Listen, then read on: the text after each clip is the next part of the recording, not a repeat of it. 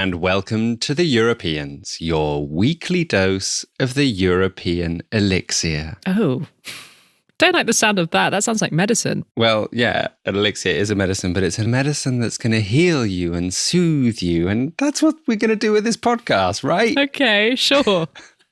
You don't sound convinced. I'm not, but I'm looking forward to being convinced in the next half hour or so, Dominic. I just thought it was good to open the show with like a slightly different tone instead of just talking about the weather again. Well, we are British by birth, both of us, so talking about the weather is what we do best. But actually, so you know how I am the mother of a small French person these days? Yeah. I've been learning a lot of French children's songs because I grew up with the English ones, but I feel like my French child should know, obviously, all of the actual French songs. And the French ones have turned out to be really, really dark. Oh. So like my favourite one has got this very happy tune, but it's about the outbreak of a war between crocodiles and elephants.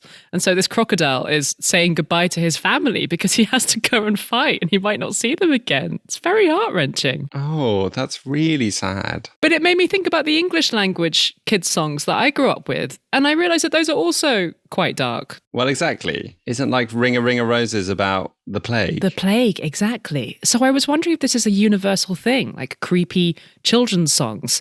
And I'm curious to know if it's the same in listeners' native languages. So let me know. Drop us an email with the most disturbing children's song in your mother tongue. hello@europeanspodcast.com. Can't wait to dive into that one. Me neither. Anyway, Dominic, we're doing something pretty radical on the show this week, aren't we? We are. This week, we had a really interesting conversation with the journalist Sofía Sánchez Manzanaro about the farmer protests that are happening all across this continent of ours. The conversation went on a bit longer than we expected, but everything she said was so interesting and we felt it was just very important that everything should be heard. And for that reason, we've decided to play a slightly longer version of the interview in place of Good Week, Bad Week. But before you switch off, we will be bringing you cultural recommendations in the isolation station afterwards, and I will promise to close the show off with a lovely, happy ending. So only a small tweak to our normal format, I promise. I think this is the first episode with no Good Week, Bad Week for like 5 years or something. Crazy times. Well, apart from all those episodes about oat milk that we made. Oh yeah, we did do that. But yeah, we wanted to spend the first part of the show diving into this topic for a little bit longer than usual because it does feel like a really big story right now, one that we want to understand a bit better. And these protests are happening really across a huge stretch of Europe. I mean, here in France, there are farmers blocking motorways and even dumping piles of manure outside government buildings. A similar thing is happening in Romania and Germany. In recent weeks, we've also seen Polish and Bulgarian farmers blocking the border with Ukraine. And over there in the Netherlands, where you are, it really feels like farmer protests have been making big headlines for, well, I mean, like really a couple of years already, right? Yeah, I have to say it feels a bit like deja vu here because the farmer protest movement started in the Netherlands back in 2019. That began in opposition to a requirement for some farmers to reduce livestock due to the illegally high levels of nitrogen we have in the Netherlands. And boy, have we seen how farmer movements can affect politics in a country over here. In the elections from which representatives are chosen for the Dutch Senate in 2023, the Populist Farmers Party actually came top of those elections. They became the biggest party and they have the most senators in the first chamber here. So I really wonder how this farmers' movement is going to affect other elections that are taking place in Europe this year, especially the elections taking place for the European Parliament in June. Yeah, it's funny. I remember starting to see these headlines from the Netherlands saying that farmers were angry about nitrogen. And at the beginning, it seemed really random. And then the same thing happened not that long afterwards in Ireland. And then it really started to feel like this clash between the policies that are intended to protect the climate and the people on the ground who grow our food. Like this clash is becoming a huge theme of the times that we're living in. And there are loads of other strains to these protests that need untangling too. Like, to what extent is this about EU policy rather than national policies? What does it have to do with the war in Ukraine? And as you say, like not just in the Netherlands, but in other places too, it really feels like populist and far-right parties are publicly aligning themselves with farmers' protests and farmers' interests and going after farmers' votes. What are we supposed to make of that? So, yeah, we really wanted to find someone this week who could give us some of the nuance and generally help us zoom out across Europe and make sense of this whole thing. And it turns out that we knew the perfect person already. Friend of the show, Sofía Sánchez Manzanaro. She is a Spanish journalist. She's based in Brussels, where she currently writes about agriculture and food and sustainability for S&P Global. She's also that rare Brussels person who's able to talk about their policy area like an actual human being. I hope our listeners in the Brussels bubble won't mind me saying that. But yeah, it's a great conversation that you're about to hear. I hope you enjoy it.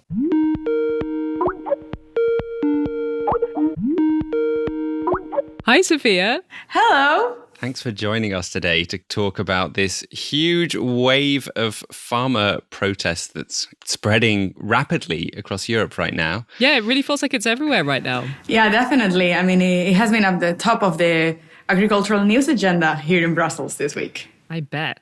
I mean, I guess the first thing I wanted to ask you, looking at all of this from Brussels, is can all of these protests be seen as a kind of unified movement of European farmers with common problems? Or are there like very specific national contexts that are making all the protests different from each other?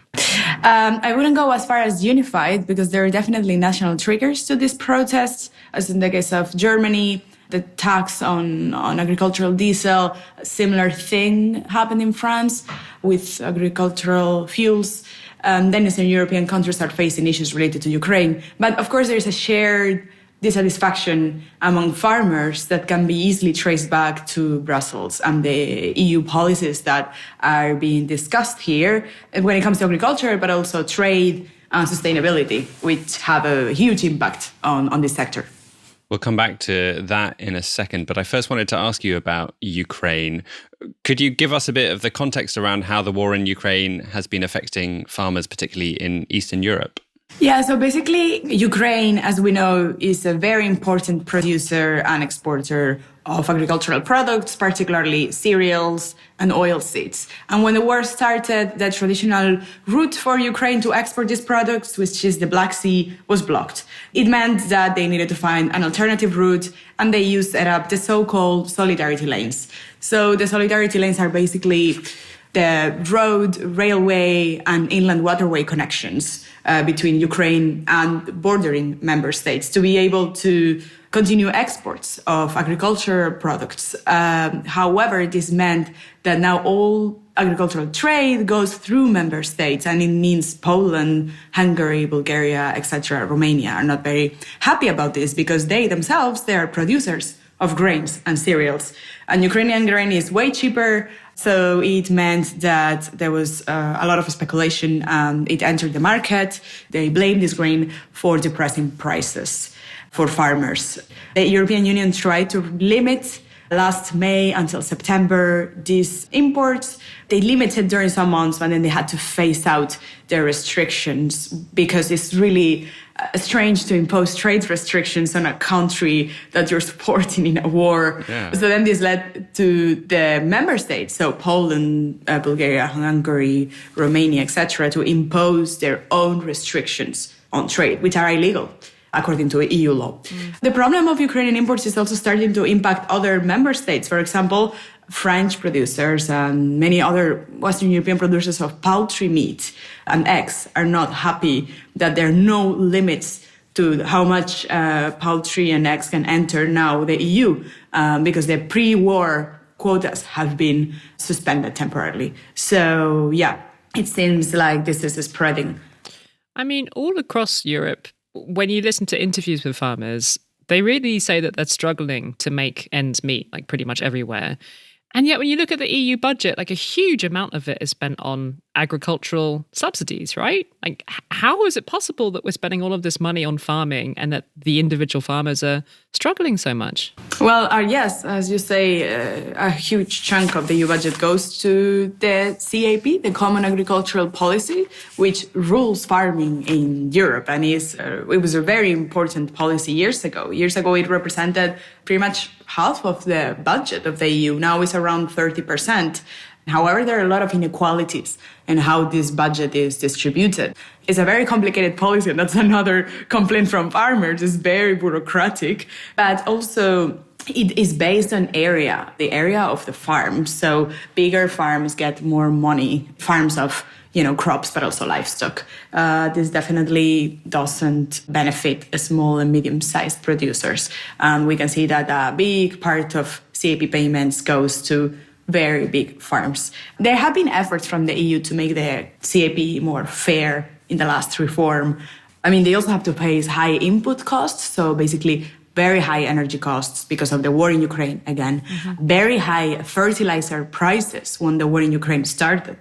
This just doesn't reflect in the price they get for their products later. They also blame, supermarkets for selling products with very high prices. Then they don't see these benefits. And of course, they're fighting climate change as well. And in Europe, even in Hungary, drought made the maize production drop. It's not even a Southern European thing anymore. Climate change is affecting pretty much every member state through flooding, drought. So it's not that straightforward that CAP payments are just a magical solution to all the problems faced by agriculture. I think this distinction between the small, medium and the large farmers is really interesting because I saw a report recently in the Netherlands where I live that about 1/5 of Dutch farmers are millionaires. And I was quite surprised because people often think of all farmers as small, independent businesses. I imagine it's different in different parts of the continent. Are there any particular parts of the continent where there are still mainly small farmers and that are therefore particularly badly affected by this discrepancy in the European policy system? To put things into context, actually, the average EU farm is 17 hectares, which is not big compared to the US, for instance, is 180 hectares. Where I come from, Valencia, it has one of the smallest size in farms in average, is 5.9. And other parts of Spain, like Castilla y León, is 63 hectares. So yeah, from 5 to 63, huge. It's just how traditionally these kind of crops were cultivated. In the case of Valencia, is oranges, mandarins, etc., so citrus. It means, of course, that it has a big impact on payments, but also it's not the same to face hardship as a very big agro-industrial company, enterprise, business, than as a very small producer. In Valencia, for example, there's a lot of part-time agriculture. People have other jobs and they're agriculture producers part-time. It also, the payments, they differ a lot from country to country. Eastern European countries have been complaining for a long time that since they entered the EU, they were promised that their CAP payments will be increased. But this hasn't happened yet, really. And this makes that farmers abandon the land. In Valencia, where I'm from, it happens a lot. We set a record this year in abandoned agriculture land. So, of course, if a business was that lucrative, this wouldn't happen. So there are these imbalances in the common agricultural policy in the background. And there is also this backdrop of a lot of farmers across Europe finding that their operations are coming up against policies that are intended to protect the environment. So things like limits on nitrogen, banning of pesticides, cuts to their diesel subsidies. How much of this kind of policy, this kind of environmental policy that's impacting farming, is coming from the EU?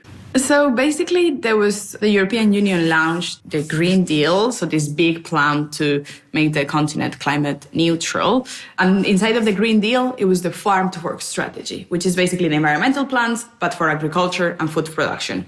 There were, as you say, for example, targets to reduce pesticide use by 50% in Europe, chemical pesticides, among other targets like to increase land under organic farming to 25%, etc. But at the end, the legislation that was meant to be implemented to achieve those objectives, particularly the pesticides one, has not been adopted. And it's very unlikely that it's going to come into force before the end of the European Commission mandate, which is in June. Since the Russian invasion of Ukraine, we have seen a shift in the European Commission ambitions regarding agriculture. All this farm to fork agenda that was pushed so hard at the end of the mandate, well, these ambitions have been fading out. And now it seems like the big legislation, like the pesticide cuts, Even the nature restoration law, which was a law to restore the EU's degraded ecosystems. And this involved farmers, leaving some farmland without being cultivated to be able to bring back biodiversity, etc. This has been very watered down at the end. The legislation will be approved and there has been a political agreement, but it's not as ambitious. So I think it's unfair to say that the EU has imposed that many new rules when it comes to the environment. They have tried to, but they haven't succeeded in all of them, in most of them, really. It's true that the new Common Agricultural Policy has some more environmental components, but most of them are also voluntary. So, yeah, it is unfair to say that. And I think there's a disconnection as well in what farmers perceive, what they hear, all the noise regarding some policies that some political parties make as well, what is actually implemented. It's true that they still face a lot of red tape and bureaucracy, that the environmental measures have increased in the CAP and that member states also impose their own environmental measures. But the Green Deal hasn't accomplished that much when it comes to agriculture. I imagine it's very complicated to design policies to protect nature that also work with farmers and helping them continue their work. But does that always have to be in conflict? Are there any examples of where these policies have managed to align, where farmers have had their interests protected whilst the nature is also being protected?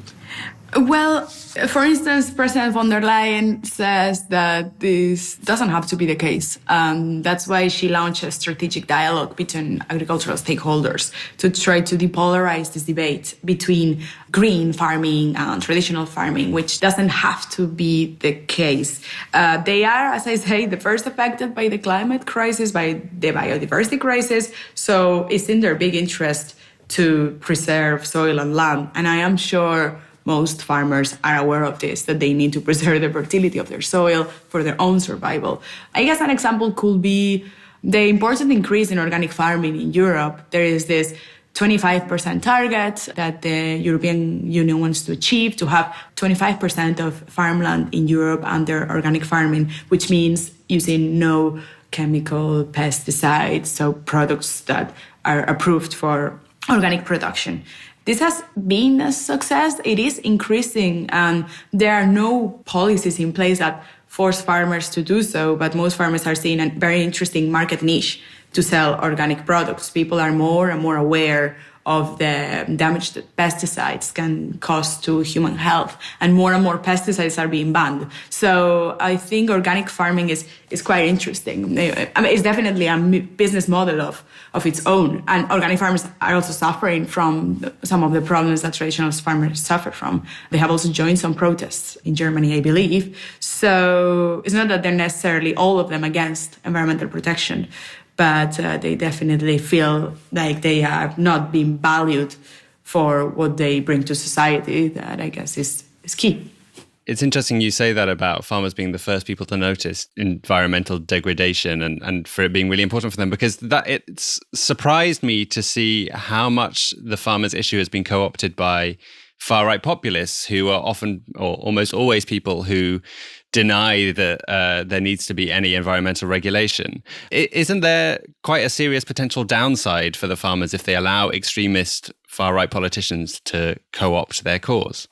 Yeah, I mean, of course, they will also lose some of the public support. In general, the farmer protests have been supported by large part of the population in the countries where they're taking place, in Germany. But then if we look at the electoral success of this new farmers' party in the Netherlands in the previous elections, definitely people that were not farmers voted for them. So, I mean, if they start to align with far-right narratives, it's going to be difficult for them. I think some segments are trying to distance themselves from this populism and this use of their problems for political gains. But it's true that also some big farming unions in Europe are closely aligned with traditional political parties. I will say this is mostly the case for the European People's Party that wants to become the Farmers' Party in the next election. And von der Leyen understands that, and that's why she kicked off the strategic dialogue right now. It is a way of trying to attract the rural vote to traditional conservatives Something that you mentioned when we were chatting earlier, Sophia, which I found super interesting, is the fact that quite a lot of MEPs themselves are farmers. I'm just curious, like, how does that affect policymaking around farming in the EU? I mean, it must be pretty personal for them. Yeah, it is very interesting when you go to the European Parliament, to the Agricultural Committee. Indeed, many of them are farmers from all political parties, I will say, from the Greens. There are many organic farmers, but also from the right-wing parties. It doesn't happen that you talk to politicians that are also doing the job themselves that they are talking about. I don't know, if you go to the health committee, I don't think all of them are doctors. So it is rare, of course, in politics to see that. So yeah, debates are usually very emotional. Some people suggest that there could be a conflict of interest as well because they are also recipients of CAP funds. But yeah, it is a very particular policy area, I will say. And I think that's why it's treated in this very special way by the European Union, allocating so much of its budget to it. At the end, it's a policy to feed us.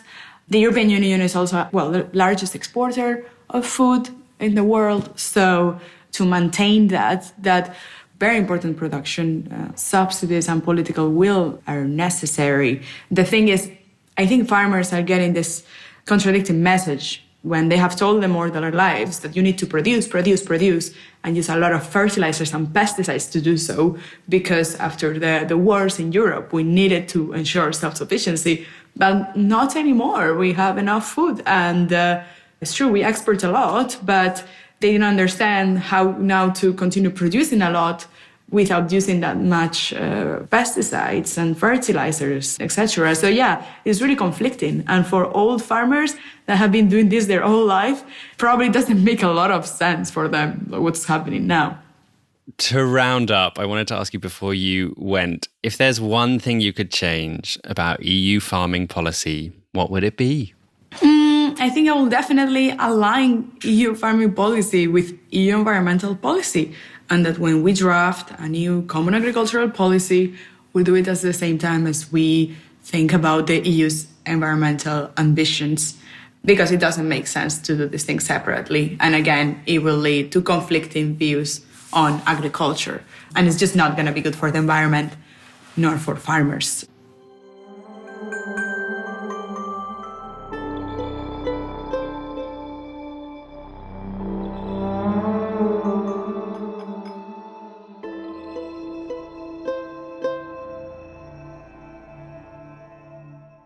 Something I think is really interesting at the moment when you zoom out and look at these protests across Europe and how political parties are responding to them is that left-wing parties have been so much worse at responding to it, which I guess kind of makes sense because it is so much easier for right-wing and far-right parties to paint themselves as like defenders of rural traditional life.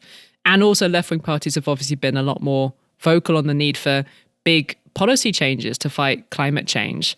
But, you know, left-wing parties are also supposed to be a voice for the poorest in our society. And it feels like they really need to get their act together and start campaigning for these votes, you know, and saying, like, we do hear you and we do represent you. Because if they don't, aren't they basically saying, like, you know what, we do just represent people in cities who ride bikes and don't understand where their food comes from, which doesn't seem good to me. Yeah, I agree with what you say, although I think it's good to remember that not all farmers are necessarily the poorest in society, even though many of them are clearly struggling. Yeah, it was really good to get an idea from Sophia of just how much variation there is in terms of like the size of the businesses that are involved in this system making our food. Yeah, it makes it very difficult to kind of unpack the whole dynamics when you group all these huge agricultural organizations that are dealing with millions and millions with like tiny local farmers, and all their interests are bundled together in one political movement. Yeah, that's part of what makes it so complicated.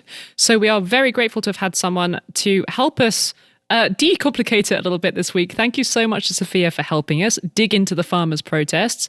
Sophia is actually just about to change jobs, so you will very soon be able to find her articles about food and agriculture policy on the excellent European news website Euractiv. And she's generally a great person to follow on the internet if you are interested in these topics. You'll find a link to her Twitter profile in the show notes. Now time for a quick advert from some friends of ours across the pond. If someone told you to jump off a cliff, would you do it? No. But there is something to be said about leaping into the unknown. That's what our podcast, Outside In, is all about. It's a safer way to explore all the weird, wonderful, and uncomfortable questions you have about the natural world. Like, what's it like to decompose? All of the germs and bacteria is saying, okay, baby, we got to get rid of this person. Or why the hell do we have lawns? Who the hell needs 5 acres of ornamental grass? I'm Nate Hedgie, host of Outside In, a podcast where curiosity and the natural world collide. Sometimes it's serious, sometimes it's ridiculous, but it's always a wild journey. That's Outside/In from New Hampshire Public Radio.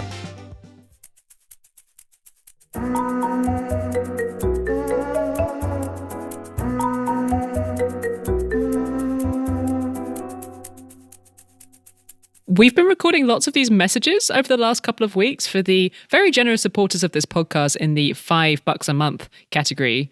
And these mini podcasts that we record as little individualized thank you messages, they've been particularly weird and unhinged recently. I've just been in a hysterical mood. I was actually crying with laughter in the last few. It was true. We had to stop because Katy was just in tears.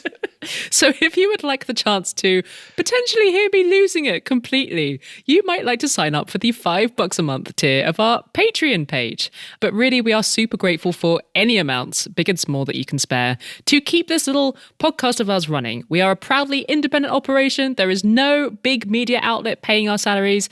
So we're very much on you guys, the listeners, to keep us in business. If you heard last week's episode, you will have heard that there was a weird glitch with the Patreon payments and some people's subscriptions were cancelled automatically by the Patreon team.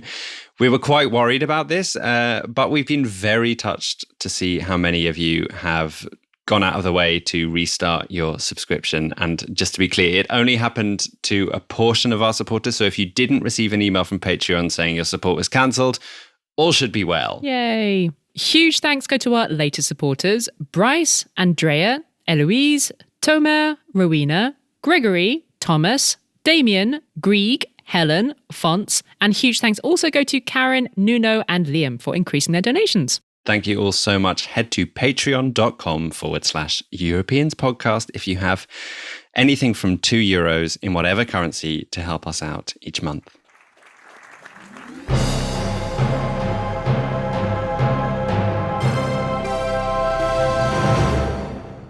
It is time to head to the Inspiration Station. What have you been enjoying this week, Dominic? I've recently got back into listening to piano music whilst I'm working, particularly on this podcast.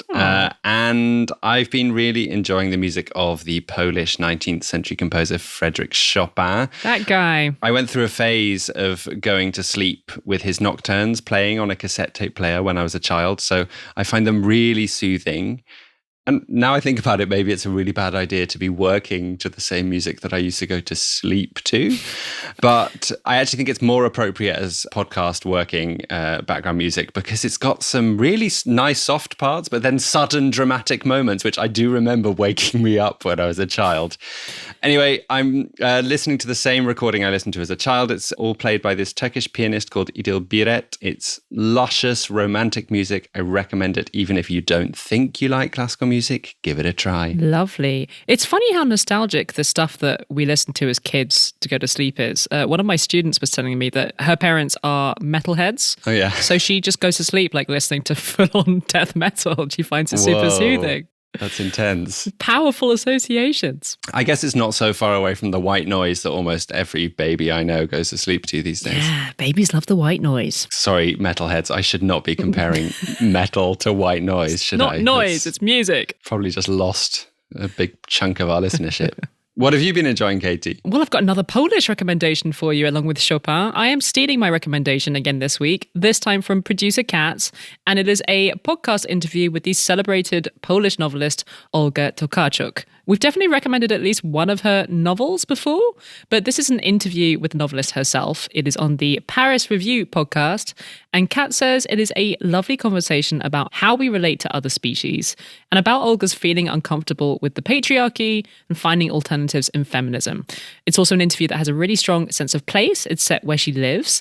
And Katz says that it is an interview that feels intimate, like you're on a walk together and meandering through a conversation.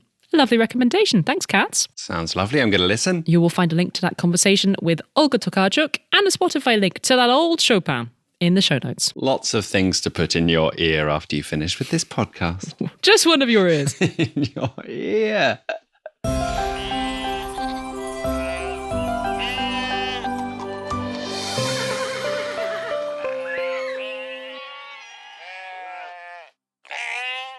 It's time for a happy ending. And before we dive into it, I have to first give a slightly unhappy caveat, because otherwise I think I'd have a bad conscience and also probably listeners would start writing in. Mm-hmm. The caveat is the fact that we are not reducing our emissions quickly enough in Europe or anywhere in the world for that matter. And the transition away from fossil fuels needs to happen quicker, urgently. Great happy ending so far.